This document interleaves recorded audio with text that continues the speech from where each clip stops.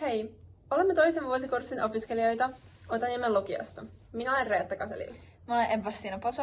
Ja mä olen Amelie Cheremisina. Ja me ehdotamme, että ensiapukurssista pitäisi tehdä pakollista jokaiselle Euroopan unionin kansalaiselle. Ensiapu on tärkeä kansalaistaito ja sen osaaminen parantaisi sekä omaa että muiden turvallisuutta huomattavasti. Nykyinen tilanne Suomessa. Suomalaisissa kouluissa nykyään pidetään terveydentunnolla parin tunnin kestäisen puheen ensiavusta, mutta se ei hirveästi jää oppilaiden mieleen. Perustelut idealle. Ensiavun antaminen pitäisi olla peruskansalaistaito. Sen osaaminen voi pelastaa monia ihmishenkiä. Noin 2% EUn asukkaista saavat töissä tapaturmia.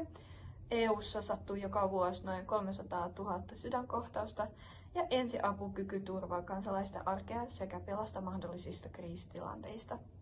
Ja millä toimenpiteillä me saataisiin tämmöinen ensiapukurssi pakolliseksi? Me kehotamme EUn unionia laatimaan direktiivin, joka tekee ensiapukoulutuksesta pakollisen kaikille EUn kansalaisille. Direktiivissä määritellään ensiapukurssin vähimmäisvaatimukset, sen tavoitteet ja seuraamukset, jos sen jättää tekemättä.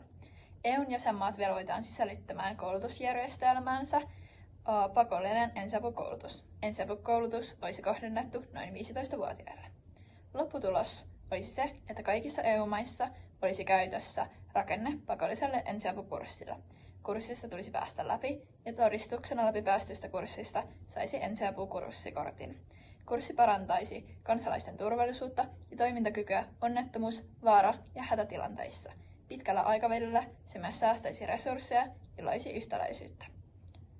Kiitos, että kuuntelit ideamme.